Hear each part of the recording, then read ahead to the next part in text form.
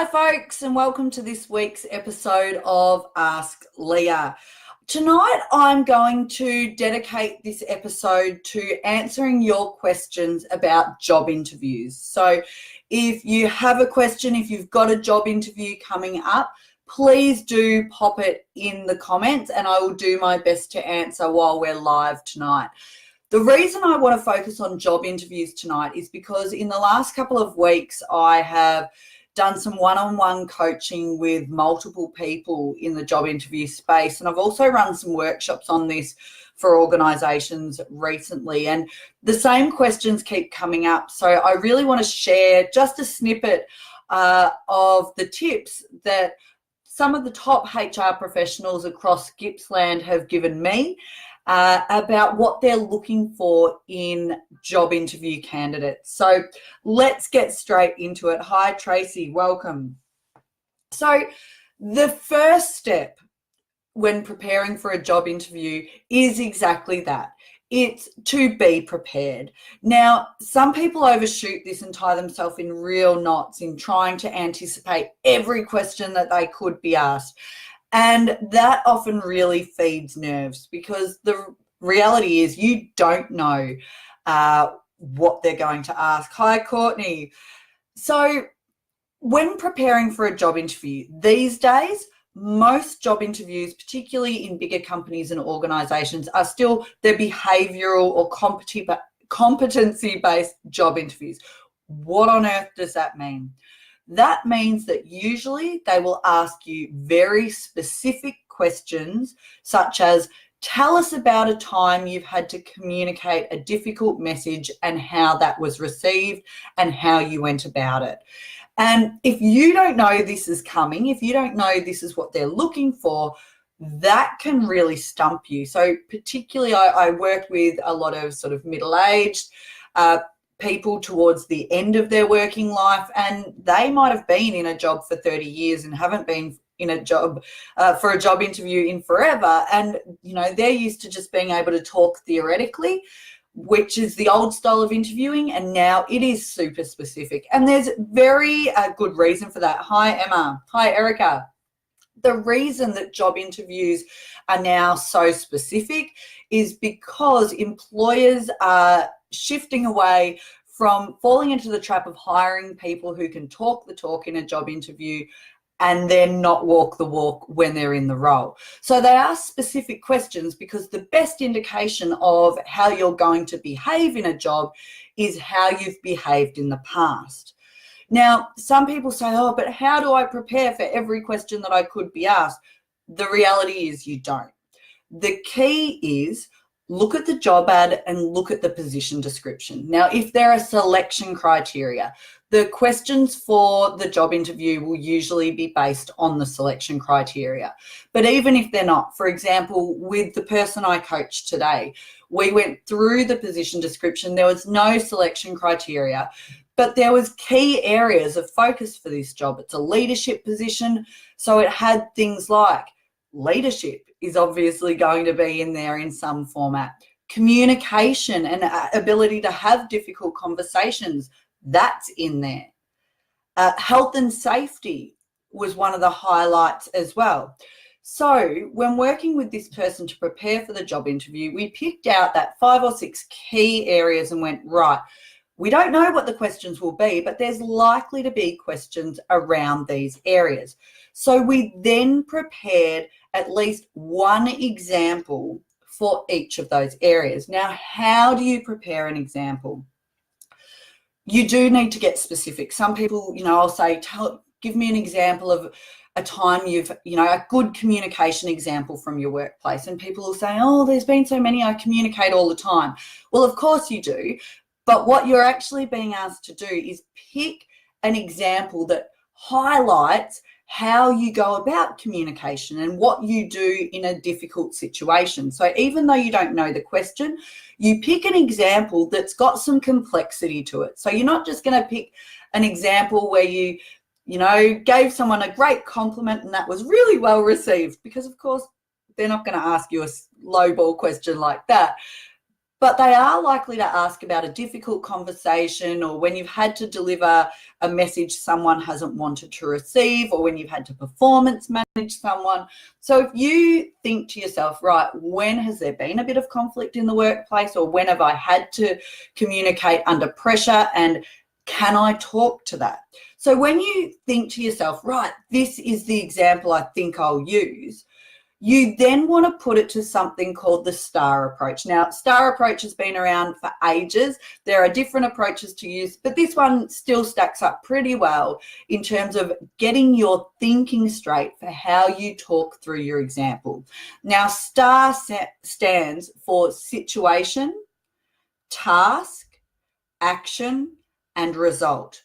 And that's how you want to be able to talk through your example. Now, the mistake a lot of people make is they'll say to me, oh, yeah, I've got my example. It's this great example, you know, yeah, got that down pat. And where they stumble is I will then say to them, great, tell me about it. Talk it through with me. And that's when they, you know, sort of go off on a tangent, or they go into too much detail, and they really tie themselves in knots. Now, that's fine to do with me when I'm there coaching them, but what you don't want to do is have that happen in the job interview. So, piece of paper, write out STAR, situation. This is providing the context. You don't want to give them War and Peace about the situation with all the nitty-gritty details that they don't need to know. It's just about setting the context. So in a communication example, it might be we had a situation in the workplace where someone was talking about someone else behind their back, and you know that was causing some conflict within the team that I was managing. That might be your situation. It's pretty succinct, gives them enough to give them the context. The task.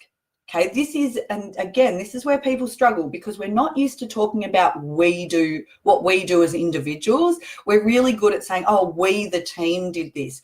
Job interview is the time to talk about what you as an individual did. So, as an individual, what was the task? Well, because I was the leader and this was having an impact within my team, it was something that I needed to address. So I needed to have a difficult conversation with this employee. Okay, so that's your task. So situation, task are pretty succinct, you know, give them the context. Now's the bigger section, and it's the action section. And this is where you want to explain what you did, but more than what you did, why you did it. And this is the bit that a lot of people forget about. They'll talk about what they did, but not explain their thought process behind it. So you might say, so I organised a one-on-one meeting with them, and I spoke to them about the fact that this wasn't acceptable, and the result was that they stopped doing it. Now, obviously, that's a really crap example. However, just for explanation purposes, here's the problem with that. It doesn't give the panel anything to go with. It doesn't show them why you did it, or your thoughts behind it, or if it was effective. So when you're talking about your actions, if you said, so I brought them in, I organised to have a one-on-one meeting with them because I knew that this was something that needed to be addressed privately. So again, you're explaining your thought process and why you did it. You know, so then in that one-on-one, I made sure I'd done my prep work first, and that I had some really specific examples of when this behaviour had occurred, so that I had that information to speak with them about. You know, I then started off the conversation by, you know, having some empathy to what, and, you know, but you're talking through what you did and why. The why is important. Don't forget about it. Once you have done the why, go to that result. So one of the examples I was working on with the coaching client today, they had this great example, and I said, and what was the result? And he was like, oh, nothing really changed. So very quickly when we got to there, we went, actually, this isn't the example to use because it doesn't show that what you did paid off.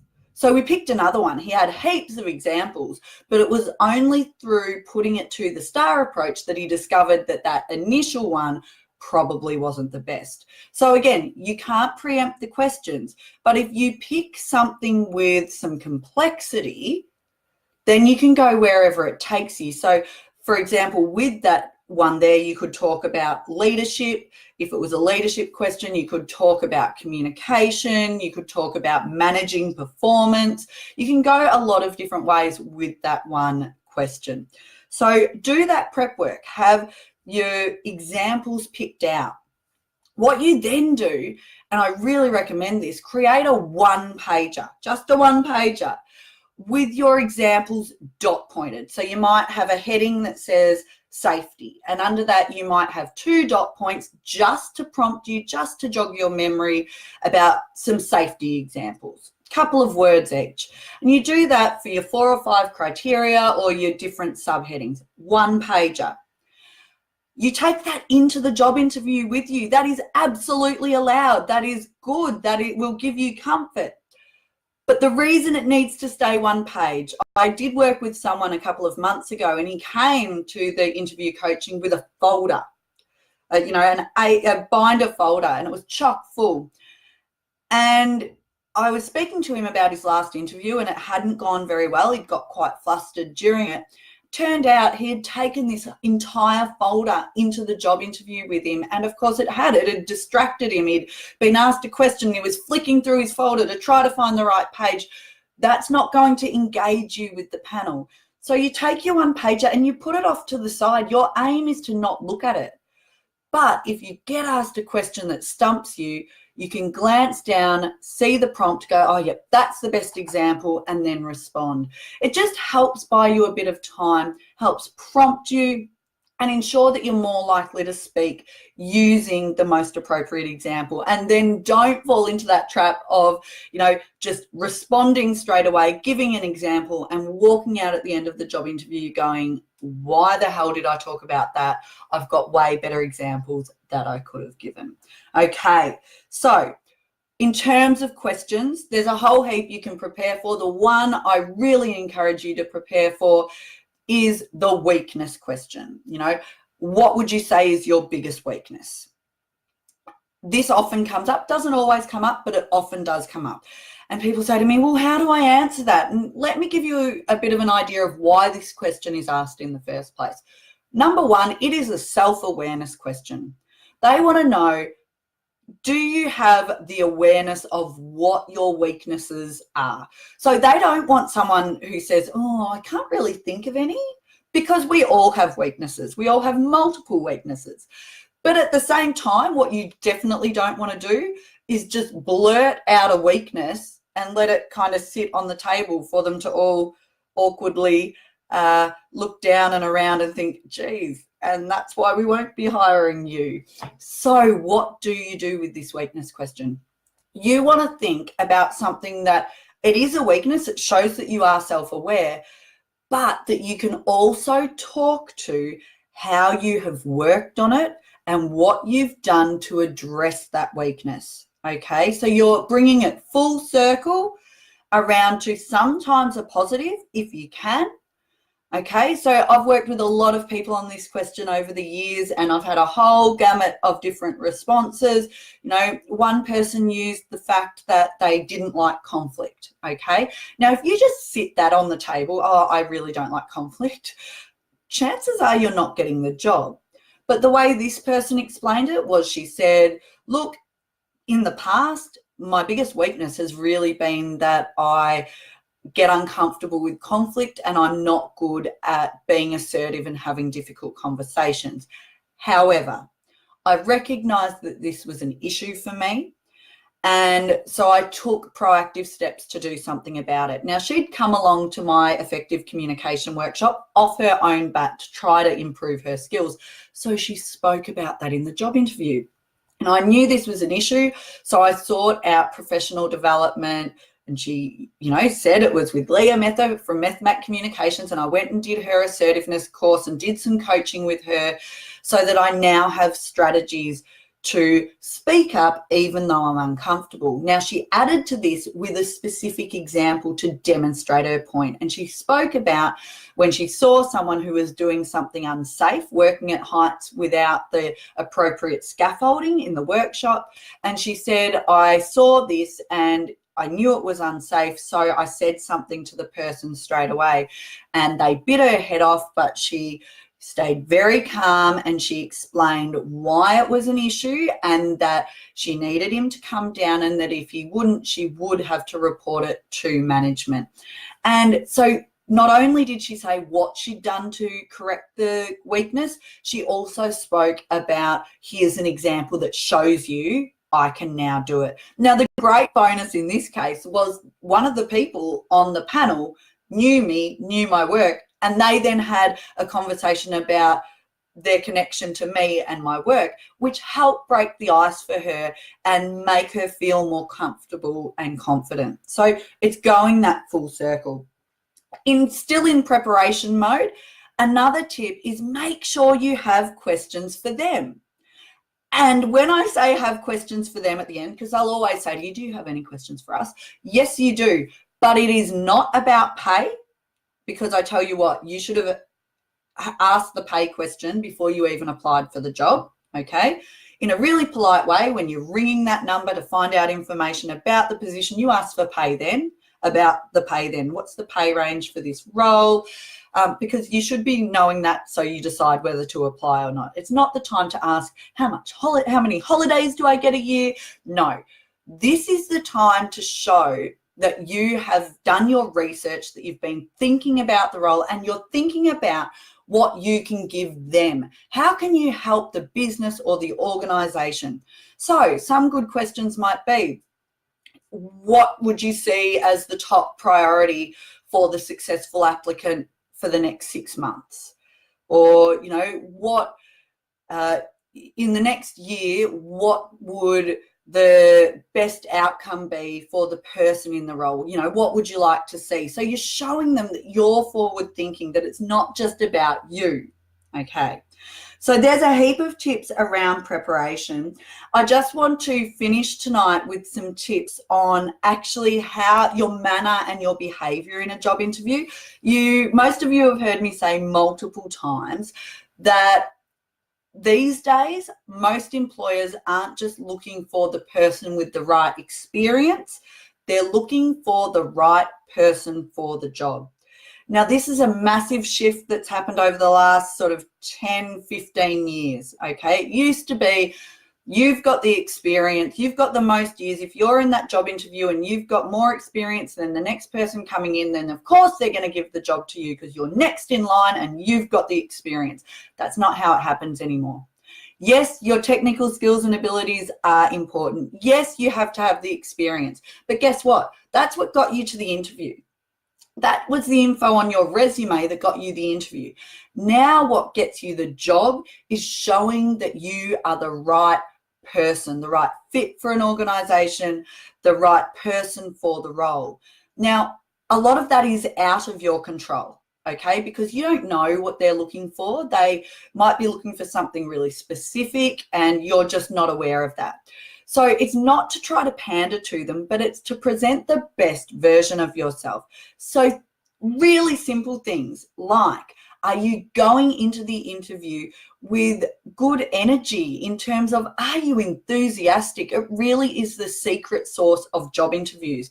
If you're going in there because you want this job and you think you'd be a great addition to the team, you need to show that. You need to show that you care about this role, not just that you're ticking a box coming in, you've got 25 years experience, so you should be a shoo-in. You know, it's just a job. They're not going to hire you if that's the way you present. So you need to show that a bit of passion and enthusiasm. You can do that even if you're not the extrovert like I am. You can go in there and you can still show that you are really keen for the job. Are you going in shaking people's hands, smiling, nice to meet you, introducing yourself? Because if it's a people-facing role at all, customers, clients, or a leadership role where you need to lead a whole variety of people, if you can't even enter a room and engage with the panel on a job interview, well, they're not going to hire you. And it's not based on your experience. It's based on the way you present. And the secret tip here is this starts from the moment you walk into the organization. So if you're going for a job interview, you be on as soon as you walk in. So if you see the receptionist, you smile and you be warm and engaging with them. To anyone else that walks past, I know multiple businesses that after an interview go out and quiz the reception staff or the admin staff about who did they think was best. Okay, people actually do this because, of course, you're on your best behavior for the job interview, but what are you really like? How do you behave with the receptionist? So make sure that you nail that. Now, the final thing I want to talk to you about with job interviews tonight, unless anyone has a question, and if you do have one and you're watching this on repeat, feel free to pop it in the comments and I'll answer it next week. The last piece of the puzzle, success is not necessarily getting the job. And people say to me, but, well, of course it is. I've failed if I didn't get the job. I know you can be really disappointed if you don't get the job. Absolutely, rightly so. However, controlling your controllables, just like it is in any communication, is hugely important here. You have no control over whether you get the job or not. No control. And a lot of people take it really personally and they say, oh, I didn't get the job because I must not be good enough, or I must be a failure, or you know, we tell ourselves these stories and beat ourselves up. But here's the thing. You don't know what they're looking for. There might be someone acting in the role already and you didn't know that, okay? And they've been doing a great job.